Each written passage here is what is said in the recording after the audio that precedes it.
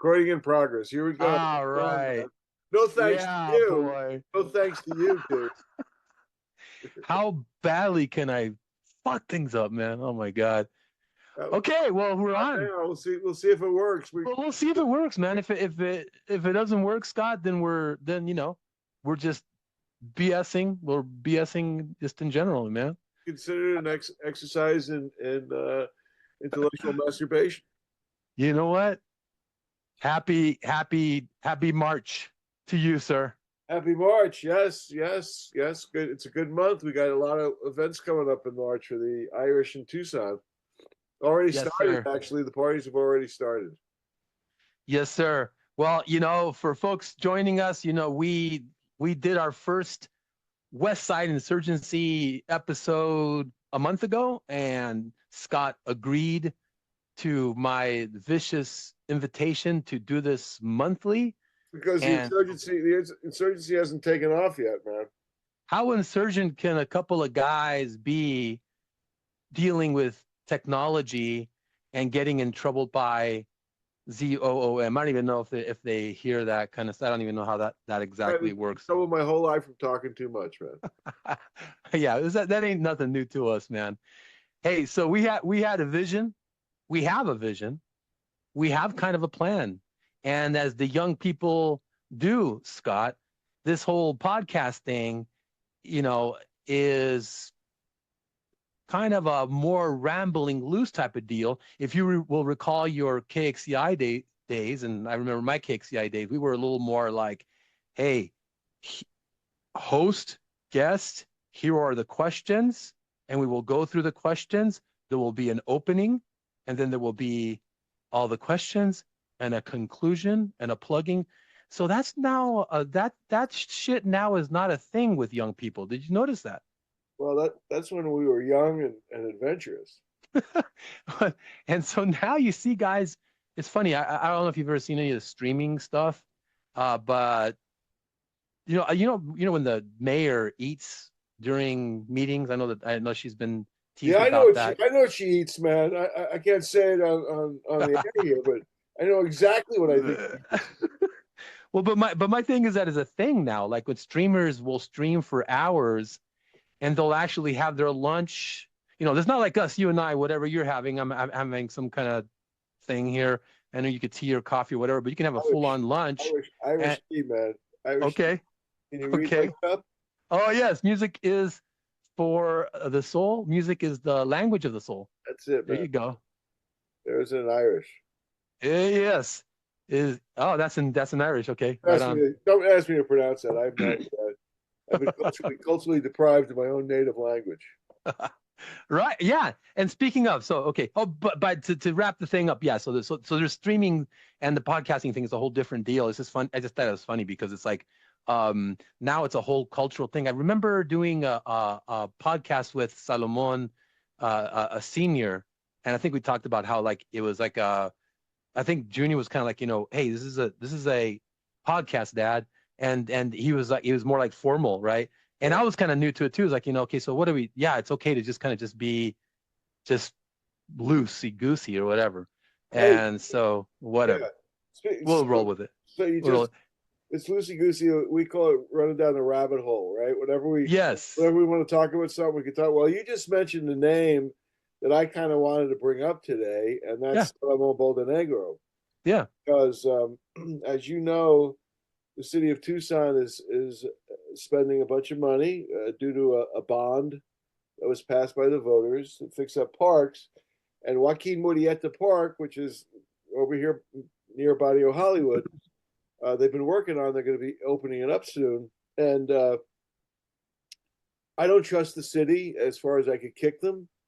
And my concern about opening up the park is that Salomon Boldenegro does not get the credit that he's due for actually having that park being created. Sal was the one who fought the El Rio battle when all that happened, and not only helped create the El Rio Neighborhood Center, the first neighborhood center in the city of Tucson. It was sort of a boilerplate for other neighborhoods that needed community services. but he also helped. Joaquin Murrieta Park was created due to his efforts. And I just knowing how the city operates, and knowing how the Boldenegros have been treated by what I would call la machine, the Grijalvista machine, or la máquina vejina, whatever you want to call it. Oh, that's new. I just kind of feel like I just hope Sal isn't left out. I hope that they approach him when they're going to do the opening and say, Sal, we'd like you, or if he can't do it, because I know he's physically a little challenged, as we all are at our age, but Mm-hmm. he or Ceci, the original people that gave us so much inspiration. So Yeah. I just hope the city respects the real history and doesn't try to revise history, because we have to give a lot of respect for Raul Grijalva and a lot of the things that he's done um, as as a politician. But it was Sal Boldenegro that led the El Rio struggle. It wasn't Raul. Raul was part of it, but he wasn't a leader of it. He needs to be Right. given credit for being there. But in terms of leadership, it was Sal. And Yes. I just think historically accurate, Sal should be given some credit. Yeah. I mean, I'll do you one better, Scott. We've talked about this before. I think, regardless, who gives a shit about what the city does? I mean, if they're going to do the ceremonial stuff, that's fine. And if they're going to involve people and invite people, and they should. I mean, I completely agree with you. They should recognize people like Salomon and other folks that have been part of the effort to establish Joaquin Murrieta and highlight that important history. Absolutely. But to me, that's not even as important as community ownership and of this park. So what I'm trying to say is that what we ought to do is have our own organized ceremony that is sponsored specifically by Barrio Hollywood, El Rio, Bricta, the Westside, and we put our program together, and we invite people, and it doesn't have to be big, because I say this because oftentimes we follow the electeds when the electeds ought to be following us, and we have a model at Chicano Park in San Diego. There's already a beautiful model there. There is a steering committee in San Diego that's led by citizens that controls. I mean, the city can do whatever the hell it wants legally because they're there. But they help but politically, they're not going to do shit because there is a strong community, committee. And so even if the city tries to do something, to be all hell would break loose if the committee's not involved, right? So this committee, I would see as, have a representative from Bricta, have a representative from Hollywood, have a representative from El Rio, have a couple at large, like Salomon would be perfect Ceci, or any veterano who was part of the fight, to be on that committee that represents the community, and it is led by the community. And we invite elected officials if we want to. See what I'm saying? So even if the city does their opening, because that's like the essence of self-determination, and that's how San Diego rolls, and that's how you control the narrative. So regardless of what the ceremonial stuff is, okay, do your ceremonial stuff. But here's what then you can talk about things like redistricting. If the mayor does it, there's not going to be. And by the way, redistricting, is an important issue that we should discuss, right? That should not. It's not going to come up during an official city unveiling. What it's going to be is going to be pretty ribbon cutting and blah blah blah, and people. And if they invite Salomon, he will get his recognition, which is important, right? But you're not going to have a narrative that is shaped by community members if it is a city-run thing. It's going to be, you remember, a staff member that brings out the ribbon, right. They put out the empanadas, right. They do the press release. What they will focus on is how much money the Grijalva put in, how, Ward 1 did all these wonderful things, how regressive sales taxes are paying for this, and how you should all be happy with this tiny little playground. Right. in this tiny little splash garden, whatever. Right? No, no And that's swimming the narrative. pool. No, no swimming pool. No swimming Oh pool yeah, no in swimming pool. Hollywood. Right, I mean, right. splash pad. Yeah, I And know. the media comes and they cover and whatever, and that's what they do. And so then Salomon and the West Side Story becomes a maybe if it survives editing, it'll be a little soundbite, right? Now if we do it, we control that, and now with social media, that's just going to get out there regardless. If mainstream media covers it, okay, great, whatever. We have more control. And, Anyways, that's my take. I'm sure in the city's narrative, they're not going to say, by the way, we wanted to sell off 114 acres to the private Grand Canyon University, Not going to come up. wipe out the one green space that we have in that part of the neighborhood. They're not gonna talk about that narrative, but we will. We'll remind people that, hey, while the mayor she was city council member and she's on TV saying we're not negotiating the sale of it. We later got the records that showed while she was saying that on TV, she was negotiating up in Phoenix to try to sell the property. So right. Yeah, that stuff is just not going to come up. Not that a community ceremony needs to be all super heavy political, right. but certainly we should be able to have our messaging be controlled by us. That's all I'm saying. Yeah. They'll never give us a permit, but we don't. It's easier to ask for forgiveness than permission. No, they got to. I mean, you could even do like, all we got to do is just reserve, even just basically reserve a one of the what do you call them? It's like a Ramadas, and the one that's the closest to Silverville. We should honor history or just take it over. Fuck it. Don't ask for permission. It's a park, right? All right, exactly. Unless there's a family with a whole birthday party there, then we have to piss them off, and that would be nice. So I want to ask you something, not to change subjects, but I'm going to change subjects here. Go for it, buddy.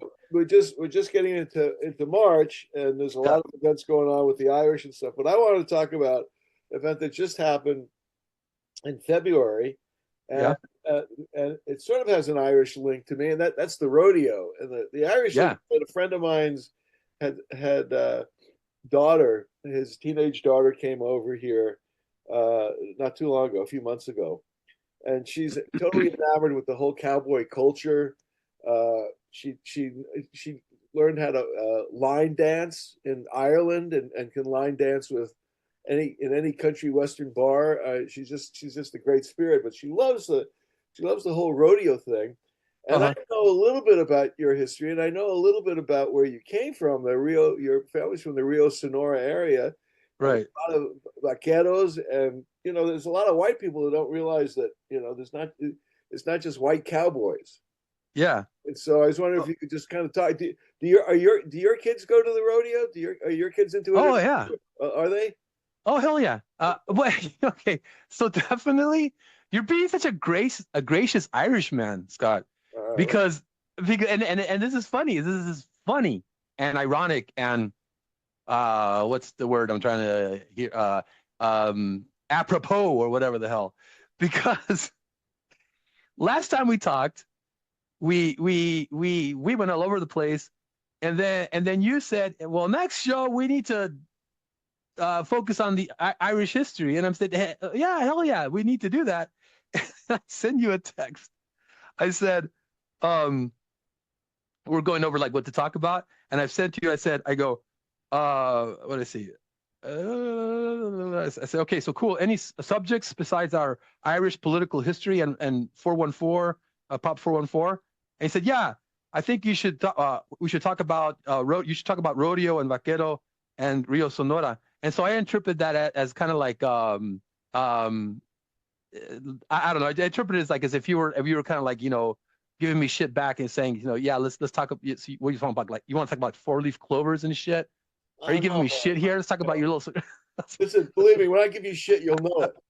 And I want to talk about how the art of the Irish giving shit. And just, I know it sounds weird, you get it, but there's something on TikTok, and it's Boston talk.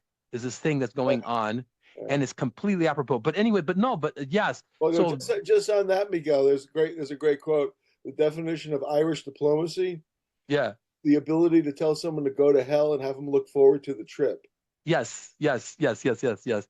But okay, so I'll wrap the rodeo thing up and let's get into that, man. It's like, no, yeah, there's with vaqueros, man. Listen, we go back generations. I mean, just the other day, my Santiago and I went on a horseback, like a horse riding little trail thing. And it's always funny when you do that, when you go to like, private companies where you rent horses. Because when you rent horses, it's kind of like you see a bunch of tourists on horseback, and I'm like, shit. I was like, at 3, there's a picture of me where my dad put me on a freaking horse. It's like a pony or some damn thing, and you could see him kind of like you barely see his hand. And my dad like left me on a horse at 3, right? There's a picture of me with that. Yeah. And so I think my mom says, yeah, I was yelling at him. I was screaming at him, what are you doing? Putting our son on this pony Yeah. to fend for himself, right? So riding horses to me is like nothing. But How it's always you kind of gonna funny. learn? How is he gonna learn? Let him fall off the horse a few times. He'll learn to climb. Oh my God. Yeah. I mean, I've been stepped on, bitten, I did a somersault one time off a horse. Wow. My dad has told me stories about, being caught in a monsoon in Rio Sonora when his dad, my tata, yelled at him for not getting enough firewood or something. So he went out to get firewood at the middle of the night, got stuck in a monsoon, and he could barely see the glowing of this light of this one little house out not in the village, but like out in the wherever. And it was like hail coming down. So they, Miguelito, come on in. So he went inside to dry up or whatever. And then once he was done, he took the la leña, so this shit done super, super deep. Who was asking about that? You were saying a friend of yours about the rodeo experience? Oh no, just a friend of mine's Oh, daughter who was in oh yeah. town, and she loves that. In fact, we got her a hat. We're going to send it to her for St. Patrick's Day that says, "I make cowboys cry." Yeah.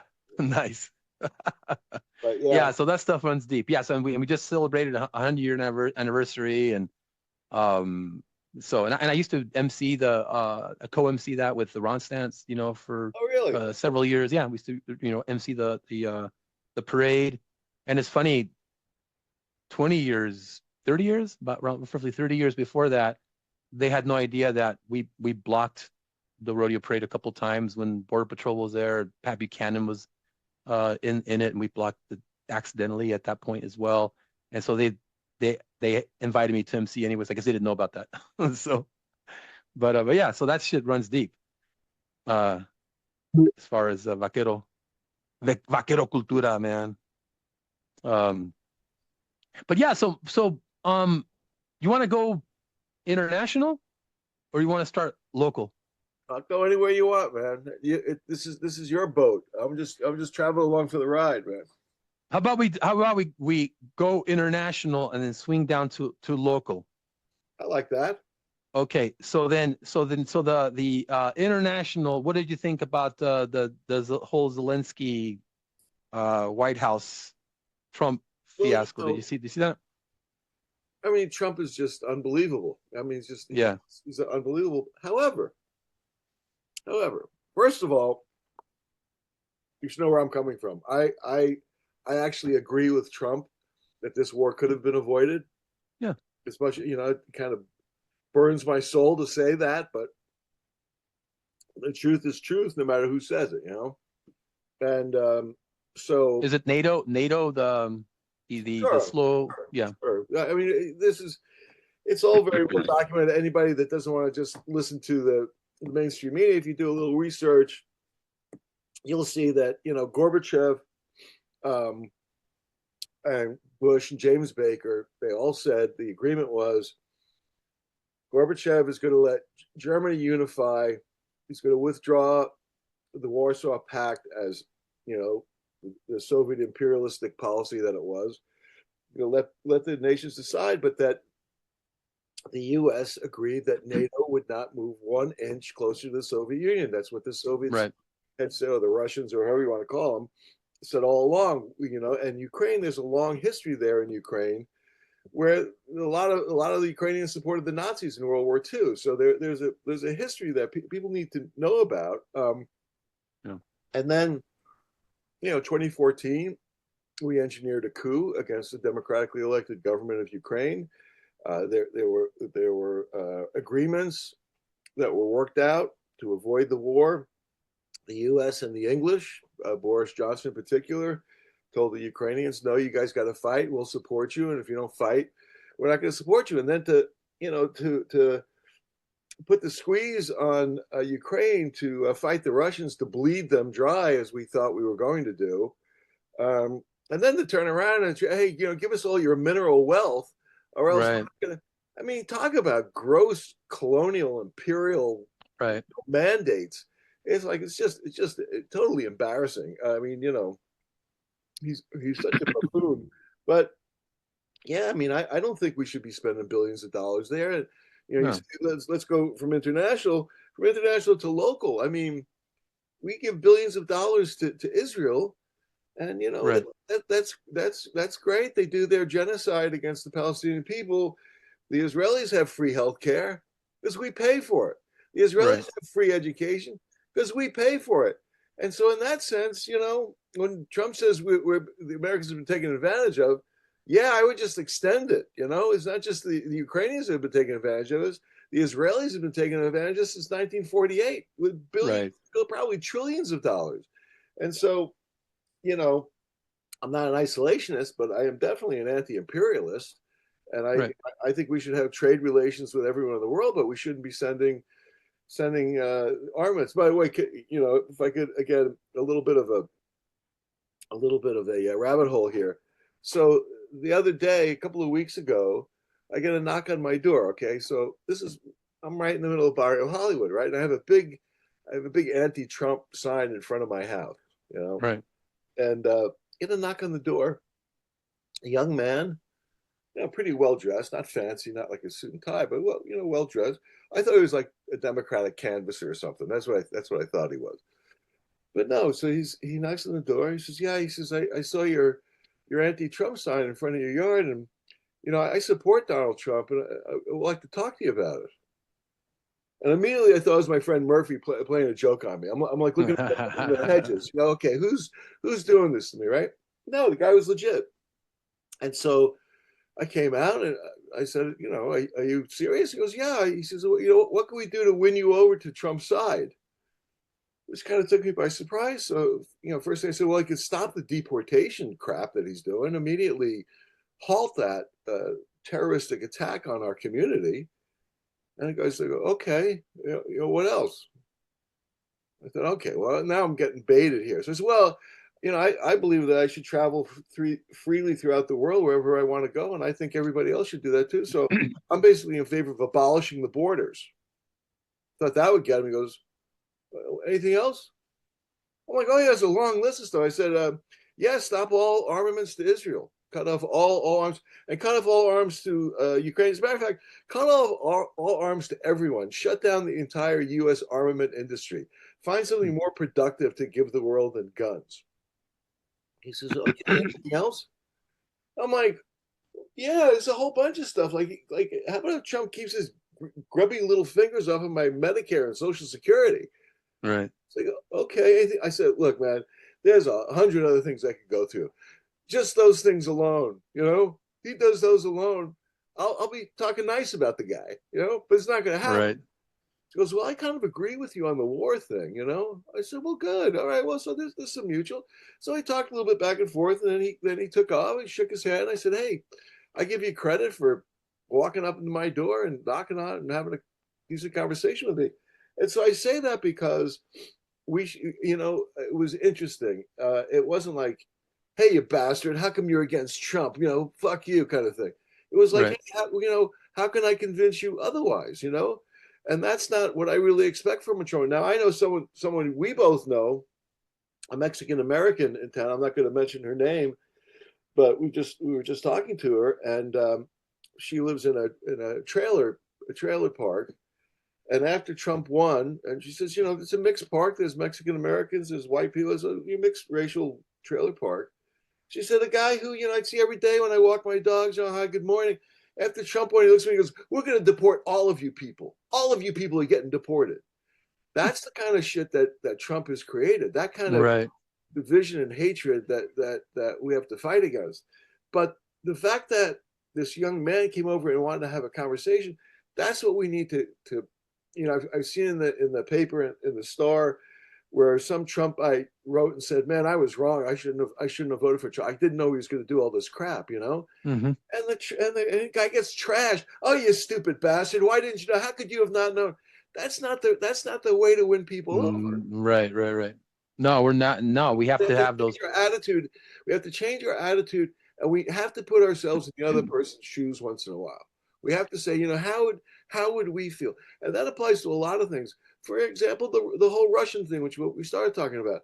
Right. How would we feel? How would we as Americans feel if China opened up tight relations, opened up a military alliance with Mexico and Canada, and decided to put all their armaments on the border of Mexico and Canada, and overthrow a democratically elected government of Mexico and Canada while doing all this? Well, we know how we would react.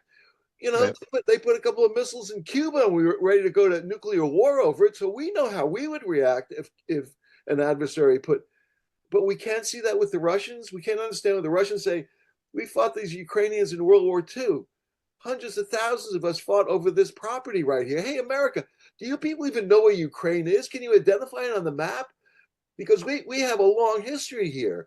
But no, we don't give a shit. It's like, oh, the Israeli-Palestinian conflict started on October 7th. No, it didn't start on October 7th, you dolts. Right. But right. But that fosters somebody's narrative, not the truth. Yeah. Somebody's interest. Yeah.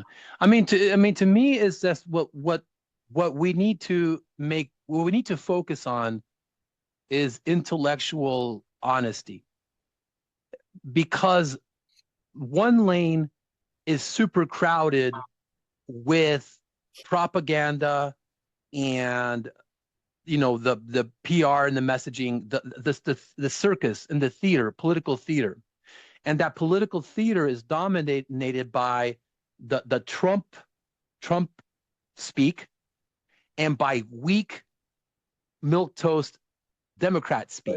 Yeah. Those two lanes are basically the simplistic us against them, the zero-sum game narratives, right?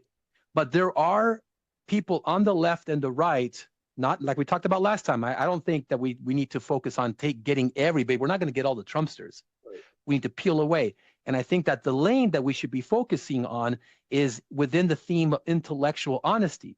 So when you have intellectual honesty as your guiding principle, then you can talk about things like the contradictions when it comes to Russia and the encroachment on Russian,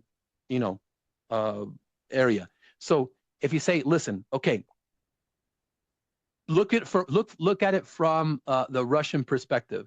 There was deals that were not honored, and the one thing that they've always said is, like, hey, we just want to have a buffer, like you were saying. How would you feel, right, if all of a sudden, Mexico is taken over by China, like you said, how would you feel, right? So there was an understanding that at the very least that Ukraine would not join NATO, right? And that for them was the last straw, right?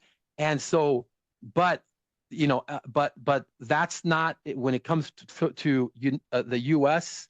narrative, that's not what they're punching. They're punching it as, oh, it's a sovereign country that's been invaded, but they don't understand the fact that there's concerns about encroachment by Russia. That's not part of the mainstream media, right?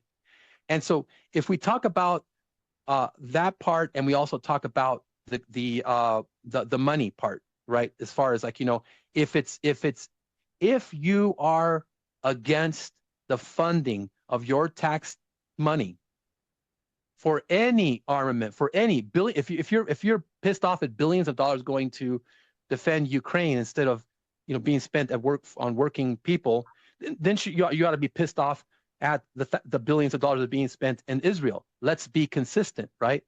And so having those honest conversations with people that are interested in intellectual honesty, um, is worth it, because then you start to peel folks away. But we fall into the trap of what the mainstream media wants us to talk about. We want to talk about. We want to keep make it simple. Ukraine is a sovereign country and it's being invaded by a dictator in Russia. Well, if we talk at that level, and you don't allow the nuance to be part of the conversation, well, you're going to have people nodding, right? That the people that you want to nod, right? So that's my thing is like, we have to try to provide opportunities for dialogue that is goes a lot further than just the zero-sum game narratives. I agree, but we do need intellectual discussion, and America's not big on intellectuals. But we also need to, really be clear what the facts are, because many times people have political conversations, and it becomes very emotional. Same thing with me. Somebody says something, and I fly off. Right. As shocking as that may seem to you, it has happened to me on occasion, and we need to kind of know what facts we're talking about. All right. And, with things like Ukraine, it's amazing how few facts people know about the history, and that's right. That's really a problem. And also we need to be able to listen to other people who have different points of view than us. I'm not trying to sound like a typical liberal, but honestly, for example, within the last month or so, I started listening to Tucker Carlson since he's left Fox News. Right. And his first interview he did with Putin, and the shit that he got for interviewing Putin. I mean, I remember when Barbara Lawawa, whatever her name was, went and interviewed Fidel. I mean, we used to welcome journalists that would go to an adversary and see what they're thinking. He was trashed for it. It was a fascinating interview. Not that, I think Putin's an imperialist too. I'm totally anti-Putin. Right. He is the aggressor. He did invade, but yeah, several things can be true at the same time. That's right. He was provoked. Right. So I just think the kind of facts, but part of the problem, specifically with the Democrats and with liberals, is many of them believed, as I believed, of the whole Russian hoax, that Trump was a stooge of the Russians. I believe that 100%. His son's laptop, that Russian propaganda, no truth that. Well, that what I believe was bullshit. In reality, this wasn't Russian propaganda. Trump wasn't a Russian spy. He's an asshole. I never support him, but the Democrats generated this, and in the process of generating this paranoia about Russia, also violated many people's rights, because they started spying on people, saying, they might be Russian assets and stuff, and violated all kinds of people's individual rights, whether I like those individual people or not, whether they're right wingers or not. American people have rights, whether you're liberal, conservative, no matter what the fuck whether you're a communist or a fascist, you have a right to express your opinion in this society. Not like England that doesn't have a Bill of Rights. We have those rights. So all I'm saying is we need to listen to force ourselves if we have to. The other thing that if the Democrats want to know why they lost that election, I can give one really great example, and that's Hunter Carlson's interview with O'Brien, the head of the Teamsters Union. Oh, right. That long interview explained exactly how the Democrats shit on labor, and why people in labor wouldn't vote for Harris, and why some of them would vote for Trump, even though O'Brien is a Democrat, always voted Democrat. He laid it out and said, I think Bernie Sanders said it. The Democrats abandoned the working class abandoned the Democrats. So that's all I'm saying. Then Tucker Carlson also did an interview with Viktor Orban of Hungary, which I've never spent 5 minutes listening to Viktor Orban. Fascinating. And then he did an interview with my favorite journalist, Matt Taibbi, which is also interesting. Anyway, liberals will listen to this stuff and not like what they hear. Listen to it anyway. You need to hear what other people are saying. Well, and people just because a person is an asshole doesn't mean that They're wrong. they may be wrong on Right. every single thing. Sometimes assholes, just because they're assholes doesn't disqualify them from being intellectually correct on certain topics. Right. So Tucker Carlson, I think, is a complete, what is that African American woman, Candace Owen? And so, Right. Yeah, she fucking some of her bullshit. I mean, it's just ridiculous. She's horrible. She happens to be spot on the question of Palestine. Right. Amazing, right? Tucker Carlson, another asshole, right? I mean, but like you said, there are some economic populist, points that they make that we on the left, as leftists, agree with. And so I think that we are right now kind of we're transitioning into from an antiquated, the red team versus the blue team, to more nuanced debates or discord. That's because the red team and the blue teams have failed us so miserably. So we 100%. start thinking of something else, because they've been complete failures for the Americans. Yeah, I mean, with Ukraine, I mean, it's like, yeah, if you look at everything that Trump has been talking about, when he starts to resonate with us on a economic populist level, we're nodding our heads. Okay, wow, this guy's an asshole. But actually, on the economic populist, level, he's correct on this. But what always happens? At the end of his pitch, at his deal or whatever, there's a common thread, and it's always like, it ends with cha-ching. Right. Everything he proposes, whether it makes sense or doesn't make sense, whether it has racist tendencies or not, ends with a cha-ching. Everything. At the end of it, the minerals, it always serves the oligarchy. The bottom line, it always serves the corporatists and the oligarchy. And that's where you can have an intellectual conversation with a right-wing populist, where say, hey, bro, I'm with you on this, right? We shouldn't be sending billions to Ukraine. We shouldn't be sending billions to Israel, right? But are we good? Are we agree? Yeah, okay. So let's be consistent here. Let's be consistent. Because if we agree intellectually on the economic argument, then we should be consistent, because Trump, when he provides that narrative, he always ends on what's going to enrich him or his billionaire friends, right? In Gaza, what's he's like, yeah, let's stop the war. I'm a peace president, yeah, let's do that. But what does he end with? Let's develop Gaza, right? Which is what Ukraine had pushed all along. Right. Yeah, Ukraine, yeah, let's stop the war. Let's be a peaceful person. Let's not be spending taxpayers' money. We agree on the economic, on the populist left and the right. But what does he end with? Yeah, and I want to some kind of way to enrich my, billionaire friends with Ukraine's natural resources, right? Every damn thing with Doge, whatever whatever his thing is, he has an economic populist Miguel front, but then what happened? I gotta stop you. We have less than a minute left. Oh, fucker! See, I knew it. Is there any way to extend there? I don't know. Or we could do a part two.